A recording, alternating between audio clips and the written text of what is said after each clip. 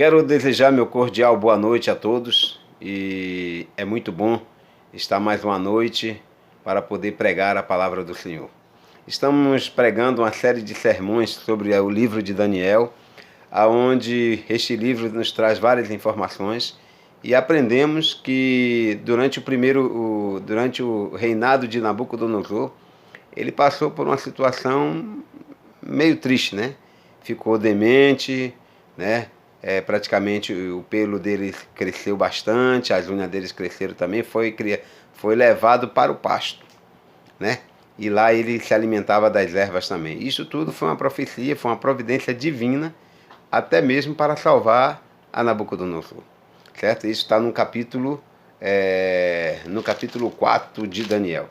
Aprendemos também que o livro de Daniel, esse profeta valoroso, esse profeta que pregou a palavra do Senhor lá na corte de Babilônia, e ele foi exilado, e agora, nesse momento que nós vamos ler o capítulo 5, queremos dizer que Nabucodonosor tinha morrido. Já fazia vários tempos já que ele tinha morrido. Por exemplo, Nabucodonosor reinou durante 43 anos em Babilônia. Foi de 605 a 562. Ele reinou, 43 anos. E depois de 23 anos seguidos, né, surgiram vários reis, né, vários imperadores, ou vários reis em Babilônia, que tomaram posse do trono, mas vários deles foram assassinados, né, vários deles foram mortos, e aí surgiu a pessoa de Nabonido, né, Nabonido, que é o pai do Belsazar, certo? É o pai do Belsazar. E segundo os relatos, segundo a história, diz que nesse momento aqui, aonde houve uma inscrição na parede, né, Nabonido estava ou doente ou fugindo de Ciro, né? E aí foi quando Belsazar tomou posse, tornando assim corregente do rei, tá certo? Representante do rei. Então, no livro de Daniel, vamos pegar logo aqui a nossa Bíblia, mas antes de pegar a nossa Bíblia, eu tinha esquecido, desculpe aí, vamos fazer uma oração, né? Orar pelas pessoas que necessitam de oração, orar pelo nosso Brasil, pelo nosso mundo que está nessa pandemia horrível, onde ainda muitas pessoas estão morrendo, várias pessoas estão sofrendo, perdendo seus parentes, perdendo seus amigos, e nós precisamos orar por essas pessoas e orar por nós mesmos também, para que Deus, na sua infinita bondade, nos proteja dessa pandemia, né? Como eu já falei durante a semana passada, alguns amigos meus já saíram do hospital. Aí eu solicitei também oração para uma jovem, uma amiga minha, tá certo? Que está sofrendo de um dano muito terrível, né? De uma doença terrível, e gostaria que você orasse por essa jovem. Deus conhece, Deus sabe quem é, então gostaria que você orasse por essa jovem, tá certo? Então vamos orar. Eterno Deus, querido Pai, nós queremos lhe agradecer, porque até aqui o Senhor tem nos protegido, até aqui o Senhor tem nos dado vitória. Nós lhe agradecemos, Senhor, pela vida, pela saúde, pelo trabalho. Lhe agradecemos pelos amigos, lhe agradecemos pelas pessoas que irão ouvir essa mensagem, a todas elas que forem ouvir, que o Senhor possa desde já abençoá-lo, tá certo? Derramando bênção sobre eles e suprindo as necessidades deles conforme a tua vontade, tá certo? Ó Deus, lhe pedimos também que o Senhor possa cuidar do nosso mundo, do nosso planeta. Infelizmente, vários países, várias nações estão sofrendo danos, e entre esses países está o nosso Brasil. E entre o Brasil está vários estados, e entre esses estados está o Amazonas. Lhe pedimos, Senhor, que o Senhor possa abençoá-lo, ou pela tua santa palavra, ou através de remédio. Acaba, Senhor, extermina com esse problema, acaba com essa situação, porque além da enfermidade física, né, que esse vírus causa, ele está trazendo também danos emocionais, psicológico para várias pessoas.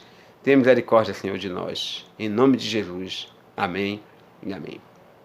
Então, como eu ia falando para vocês, o relato no capítulo 5, vamos lá, do capítulo 5 de Daniel, diz assim: o rei Belsazar deu um grande banquete a 1000 dos seus grandes e bebeu vinho na presença dos 1000, né? Então ele convidou 1000 pessoas, né? E ele convidou, além de convidar, ele deu um banquete para essas, desculpa, para essas 1000 pessoas, certo? Que estava ali no palácio. E aqui diz o seguinte: enquanto Belsazar bebia e apreciava o vinho, mandou trazer os utensílios de ouro e de prata que Nabucodonosor, seu pai, tirara do templo que estava em Jerusalém, para que nele bebesse o rei e seus grandes, as suas mulheres e concubinas. Então trouxeram os utensílios de ouro que foram dados do templo da casa de Deus, que estava em Jerusalém, e beberam nele o rei, os seus grandes, as suas mulheres e as concubinas. Beberam o vinho e deram louvores aos deuses de ouro, de prata, de bronze, de ferro, de madeira, de pedra.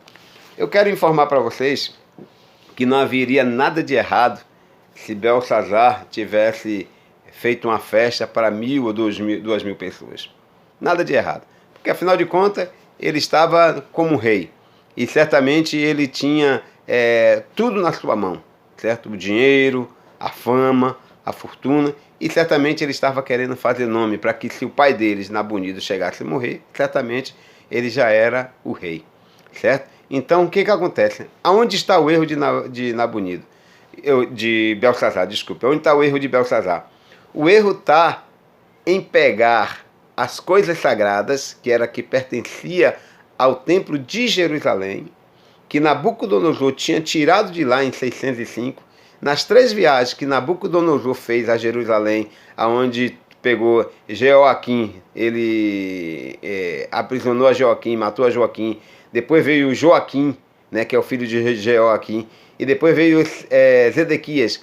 Nessas 3 visitas que ele fez, ele pegou tudo que pertencia ao templo, e principalmente na última viagem que ele destruiu o templo. Tá certo? Então, as coisas ali eram sagradas. Então, o que acontece? Belsazar estava oferecendo uma festa para 1.000 dos seus convidados, e para se mostrar e não se contentando, achou por bem solicitar as taças, né, as peças que pertencia ao templo de Jerusalém. Segundo alguns historiadores, diz que Nabucodonosor jamais teve essa atitude de pegar as coisas sagradas para querer se banquetear e se mostrar. E por outro lado, nessa festa também estava se oferecendo louvores. A quem? Louvores aqui diz: então trouxeram os utensílios de ouro que foram tirados do templo da casa de Deus, que estava em Jerusalém, e beberam nele o rei e seus grandes. Beberam o vinho e deram louvores aos deuses de ouro, de prata, de bronze, de ferro e de madeira e de pedra. Além da festa normal, eles agora estavam adorando aos deuses. Então isso quer dizer que estava uma orgia desgramada, porque toda vez que os pagãos ofereciam alguma festa para os deuses, havia ali atos de sexualidade, como nós falamos em alguns vídeos anteriores, né? Pré-marital, marital, sexo com animais e assim por diante. Certo? Então havia um bocado de coisa. No mesmo instante, quando eles estavam fazendo toda essa algazarra, olha o que diz o versículo 5. No mesmo instante apareceu um dedo de mão de homens, e escrevia defronte do candeeiro, né? Já que ele pegou ali os candeeiros, ele colocou tudo ali do templo, colocou ali na sala, no palácio real. E o rei via os dedos que estavam escrevendo, certo? Então se mudou o semblante do rei. A Bíblia de Jerusalém diz que ele mudou de cor. O semblante dele mudou de cor. Quem sabe de aquele sangue que estava na veia, da cara, agora começou ficou pálido. Então, a Bíblia de Jerusalém diz que ele mudou de cor. E os seus pensamentos turbaram. As juntas dos seus lombos se relaxaram e os seus joelhos batiam um nos outros. Quando ele viu o dedo escrevendo ali na parede, ele disse: que negócio é esse, meu amigo? E agora começa a ficar com medo. De todos os que estavam ali, o mais medroso era Belsazar. Porque a Bíblia está nos dizendo que os joelhos dele se batiam um no outro. O tal do nervosismo. Você já teve essa experiência de estar nervoso a ponto de o seu joelho estar dessa forma? Pois é, ele passou por essa experiência. Aí diz, então se mudou o semblante do rei, e os seus pensamentos, né, e os seus joelhos batiam um no outro. O rei ordenou em alta voz, e agora ele grita, né? A Bíblia de Jerusalém diz também que ele grita em alta voz, que se introduzisse os encantadores, os caldeus, os feiticeiros, e falou o rei, disse ao sábio de Babilônia: qualquer que lê esta escritura e me declarar a sua interpretação, será vestido de púrpura e terá um colar de ouro no pescoço, e será o terceiro no meu reino. O nervosismo era tanto que ele ofereceu até o lugar dele, né? Ele seria, a pessoa que soubesse seria o terceiro no lugar dele. Minha gente, o que mais me impressiona nessa questão aqui é que, de novo, aparecem os personagens como os feiticeiros, os caldeus, os sábios, astrólogos, e todos eles. E mais uma vez, essa é a terceira vez que eles não respondem nada, que eles não conseguem nem ler. E olha que a Bíblia, nesse texto aqui, estava escrito na língua dele, em aramaico. Eles não conseguiram nem ler o que tinha ali. Então, mas o rei, mesmo assim, fez uma promessa de que se algum deles lesse e interpretasse aquilo ali, eles seriam privilegiados, seria beneficiado. Mas nada aconteceu. Mais uma vez mostra que astrólogo, feiticeiros, e muitos outros que se diz sábio, que conhecer do futuro, infelizmente não sabe de zorra nenhuma. Desculpa a expressão, mas é zorra nenhuma mesmo. Por quê? Porque só Deus conhece o futuro. Só Deus pode determinar o que você vai ser e o que não vai ser, se assim você quiser. É lógico que Deus nos dá um livre-arbítrio, mas Ele coloca diante de nós dois caminhos: o caminho da vida e o caminho da morte. Quem escolhe esses caminhos é cada um de nós. Como eu disse em alguns vídeos anteriores, o diabo ele tenta você, mas quem vai praticar o ato do pecado é você, não o diabo. Entendeu? Então, o mais interessante que nos chama a atenção é que então entrou todos os sábios, mas não puderam ler as escrituras nem fazer ao rei a sua interpretação. Com isso, sabendo que os sábios que se eram considerados sábios não pôde fazer, diz que se perturbou muito mais o rei Belsazar e mudou o semblante, e os seus grandes estavam sobressaltados, estavam nervosos também, certo? E aqui nos diz, agora entra a personagem da rainha mãe, né? Certamente era a mãe de Belsazar, casado com Nabonido, o filho de Nabucodonosor, Nabonido, entendeu? Aí diz: por causa do que havia acontecido ao rei e os seus grandes, entrou na casa do banquete e disse: ó rei, vive eternamente. Aí diz: não te turbe os teus pensamentos, nem se mude os teus semblantes. Há no teu reino um homem que tem o espírito dos deuses santos, nos dias de Deus e santos. Nos dias de teu pai, se achou nele luz e inteligência, e a sabedoria como sabedoria dos deuses, teu pai. O rei Nabucodonosor, sim, teu pai, ó rei, o constituiu chefe dos magos, dos encantadores, dos caldeus e dos feiticeiros. Portanto, espírito excelente, conhecimento e inteligência, interpretação dos sonhos, declaração de enigma e soluções de casos difíceis se acha neste Daniel, que o rei puseram o nome de Belsazar. Chame-o, pois, Daniel, e ele dará a interpretação. Nós acreditamos, os teólogos acreditam, os historiadores acreditam que Daniel já tinha aqui em torno de quase 80 anos de idade. E vejam bem, que a rainha mãe diz que ele era chefe foi constituído por Nabucodonosor como um chefe de todos os sábios. Daniel certamente não estava nessa festa, porque ele foi chamado de outro local. E Daniel era uma pessoa fiel ao Senhor, fiel a Deus. E certamente ele jamais participaria de um banquete desse que iria glorificar aos deuses. Iria glorificar aos deuses. Você compreende? Então, o que acontece? O que acontece? O que acontece? Nabucodonosor, ou Belsazar, não sabendo para onde ir, teve que chamar a Daniel. E atente bem o que as Escrituras nos diz. Então Daniel foi introduzido à presença do rei. Falou ao rei e disse a Daniel: És tu aquele Daniel dos cativos de Judá, que o rei meu pai trouxe de Judá? Parece que a história se repete. Se lembra de Nabucodonosor? Quando Arioque foi até a presença do rei apresentando Daniel? E Nabucodonosor praticamente fala as mesmas palavras de Belsazar? Eu vejo, né? Uma forma aqui de desdém, né? Na parte desse, tanto de Nabucodonosor na primeira vez, como também de Belsazar. Tenho ouvido dizer a teu respeito que o Espírito dos deuses está em ti, e que em ti se acha a luz, inteligência e excelente sabedoria.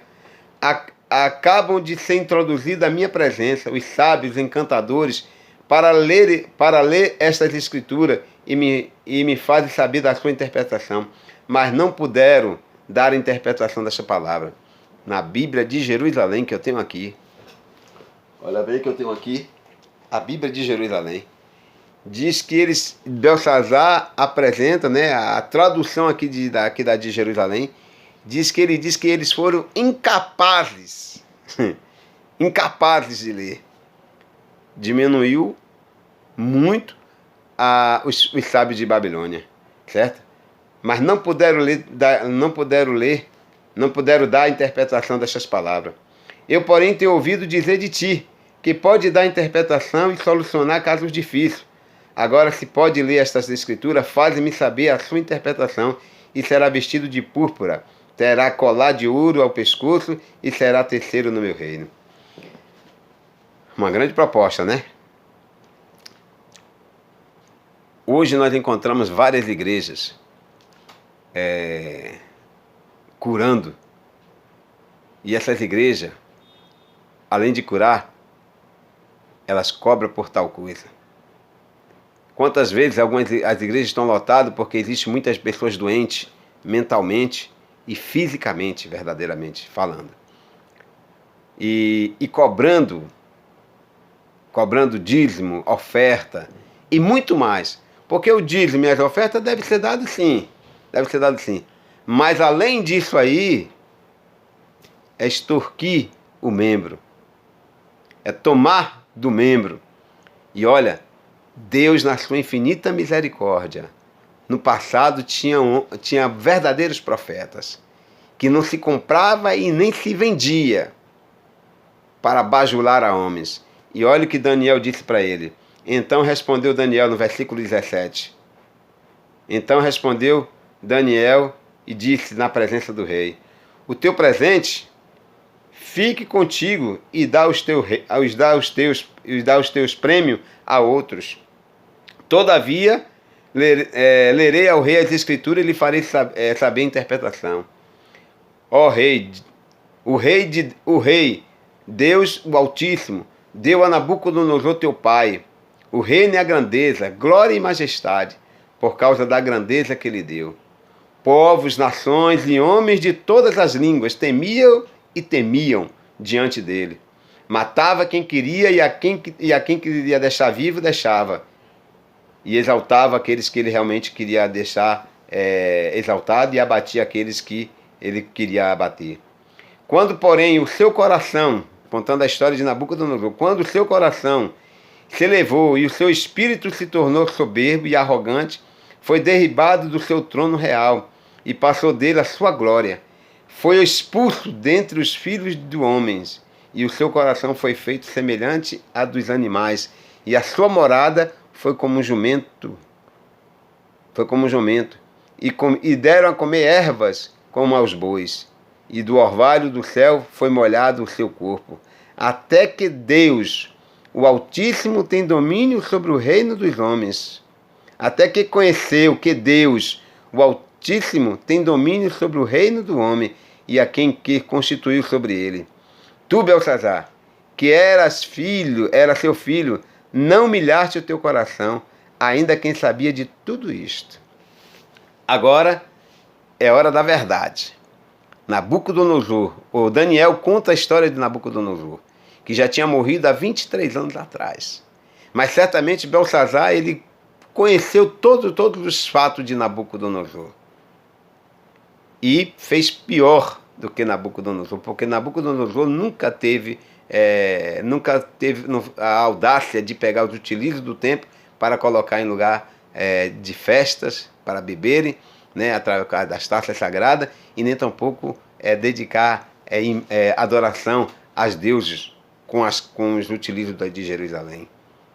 Nabucodonosor foi escolhido por Deus para levar Judá ao exílio.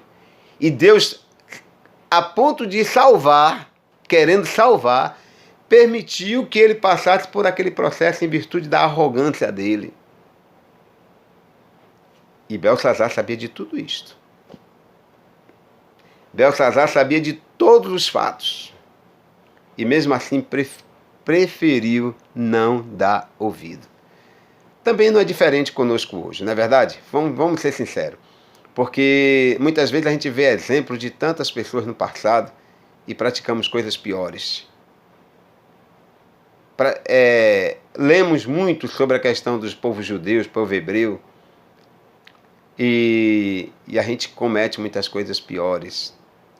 O desamor, somos falsos, não agimos com justiça, não ajudamos os pobres, as viúvas, os necessitados. Não fazemos a nossa parte, como deveríamos fazer na pregação do Evangelho, mas todos os dias nós queremos receber bênção do Senhor. Mas como pode? E até quando nós estamos lá em cima, espiritualmente lá em cima, ou financeiramente bem também, aí nos desviamos do caminho. E Deus, por amor a nós, Ele permite que algumas coisas aconteçam na nossa vida, para que a gente se volte para Ele. Nesse momento de pandemia mundial, de pandemia que já diz que envolve todo o mundo, é hora de nós fazermos uma reflexão na nossa vida. Como está a minha vida espiritual diante do Senhor? Como está o meu relacionamento com a minha família? Como está o meu relacionamento com os meus amigos? Como está o meu relacionamento com os meus empregados? Enfim, devemos fazer uma reflexão na vida. E se porventura descobrirmos que não estamos indo muito bem, é hora de voltar atrás. É hora de se arrepender, porque Jesus está voltando. Essa história ela é interessante, porque aqui nos versículos, nós vamos ler a história aqui, mas nós vamos ver que é um cumprimento das profecias que Daniel tinha marcado lá no capítulo 2. Certo? Você se lembra que Daniel falou que Babilônia era a cabeça de ouro, mas mesmo sendo a cabeça de ouro seria tomada por um império inferior? Olha o que acontece aqui, ó. Olha o que diz na interpretação de Daniel. Até que, versículo 23, e te levantaste contra o Senhor dos céus, pois foram trazidos os utilizos da casa deles presente. Tu e os teus grandes, e tuas mulheres e as tuas concubinas beberam do vinho neles. E além disso, deste louvores aos deuses de prata, de ouro, de bronze, de ferro, de madeira, de pedra, que não vê, nem ouve, nem sabe, mas o Deus cuja mão está a tua vida e todo o teu caminho, a ele não glorificaste. Daniel ainda faz a repreensão para Belsazar, mostrando que aos deuses de pau, de madeira, de pedra, de gesso, do diabo a quatro que estava lá, ele estava glorificando. Mas ao Deus que nos dá vida, que dá o sopro de vida para nós, ele jamais glorificou o nome de Deus. Também não é diferente. Quantas pessoas são levadas a adorar ídolos de pau, madeira, de bronze, de ouro, de gesso, levam para suas casas para adorar e chega lá, curva-se diante dela todas essas imagens não ouve, não fala, não vê, e mesmo assim estão se ajoelhando. Eu me lembro de um amigo, quer dizer, amigo entre aspas, quando ele era meu amigo, ele me informou que toda a procissão, ele carregava, né, aquela imagem pesada nas costas. E a pessoa, o sacerdote que lá na frente, na tranquilidade. Aí eu disse para ele, rapaz, você deveria dar para o sacerdote carregar. Ele sorriu, mas ele disse que ia fazer isso constantemente. Eu digo, você que sabe, você sabe o caminho, né? Então, algumas pessoas adoram ídolos e no lugar do Criador, no lugar de Deus. Entendeu? Então, o que acontece? Aí Daniel diz para Belsazar, você glorifica esses aí, mas não glorifica o Deus do céu. Então, da parte dele foi enviada aquela mão, da parte de quem? Da parte de Deus, que traçou esta escritura. Esta, porém, é a escritura que o traçou. Mene, Tekel e Parsim. Essa é a interpretação daquilo, já dizendo aqui o Daniel, no versículo 24. Mene, cortou Deus o teu reino e deu cabo dele. Tekel, pesado foste na balança e achado em falta. Perez, dividido foi o teu reino e dado aos medos e aos persas.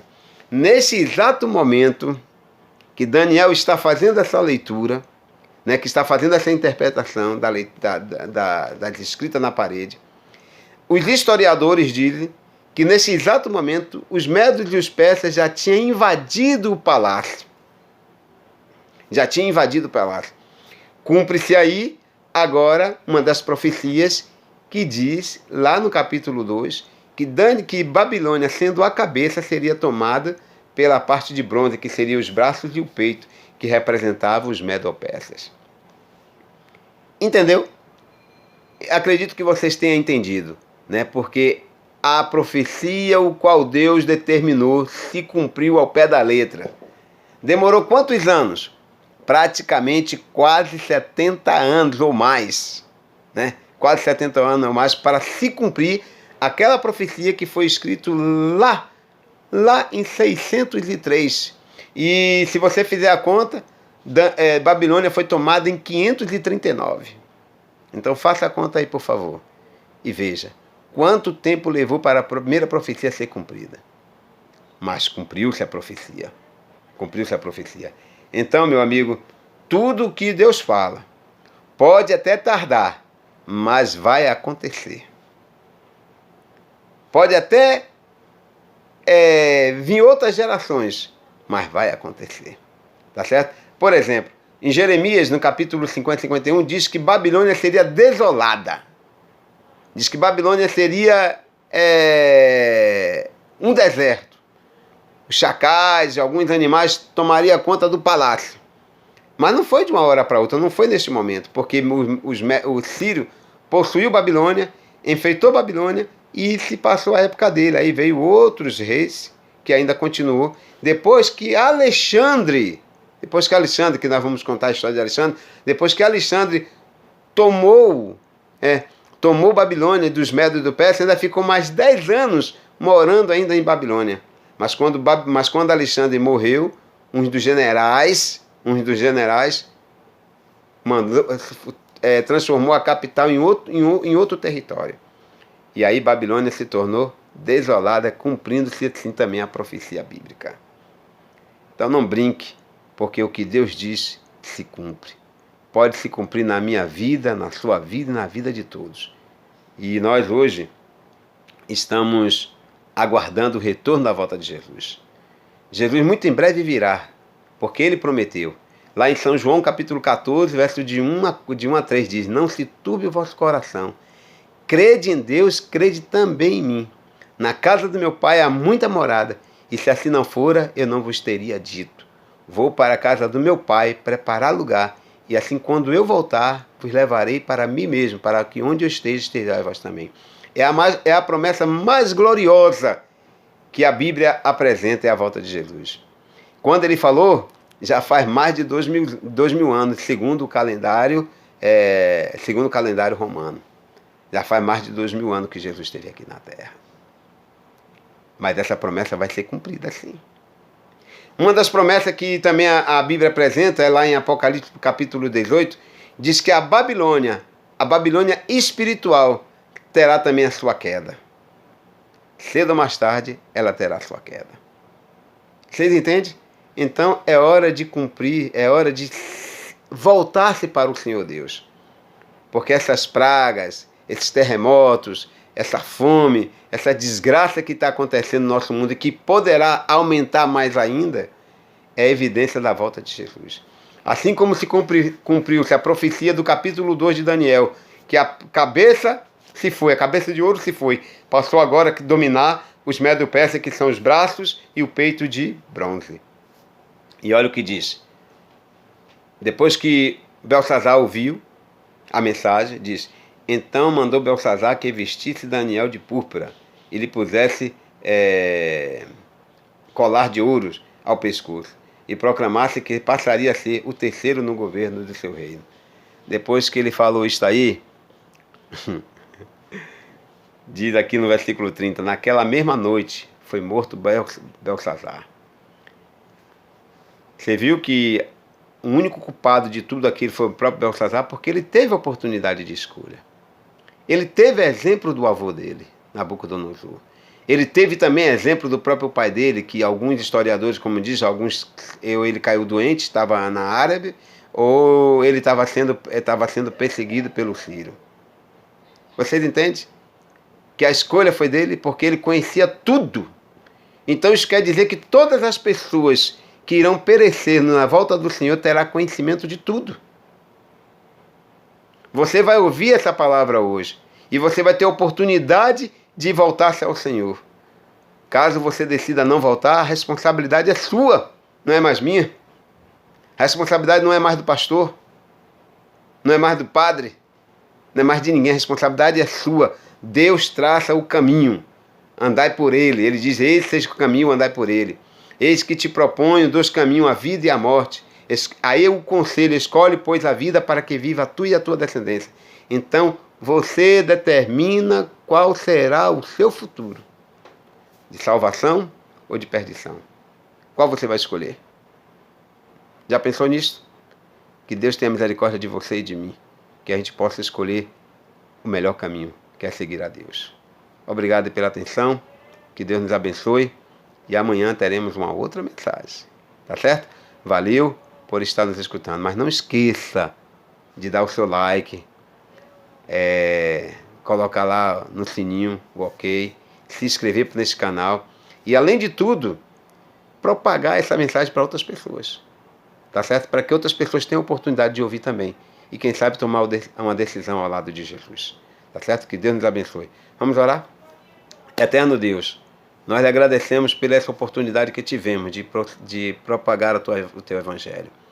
Livre-nos do mal e perdoe nossos pecados, Senhor, e nos abençoe conforme a tua vontade, em nome de Jesus. Amém e amém. Até amanhã.